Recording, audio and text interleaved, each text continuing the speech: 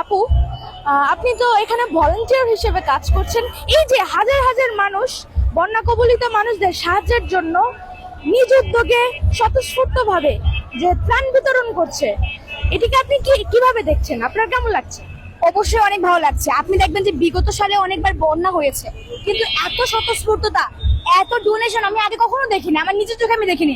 বন্যা প্রতিবার আমাদের জন্য একটা পরিচিত শব্দ, কিন্তু এত ডোনেশন, মানুষের এই স্বতঃস্ফূর্ত ভাবে আসা আমি আগে কখনো দেখিনি। খুবই পজিটিভলি দেখছি।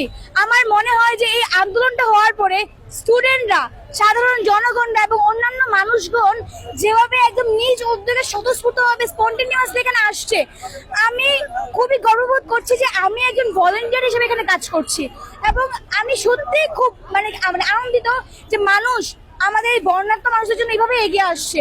আমাদের বাঙালিরা যে সত্যিই মানে মানসিকভাবে যে কতটা উদার, তারা যে কতটুকু মানে সাহায্য নিয়ে যে দাঁড়াতে পারে, সেটা যে আমি এখানে এসে ফিল করছি। আসলে আপনারা সাথে থাকবেন, আসলে বন্যার্থদের পাশে আপনারাও থাকবেন সবসময়।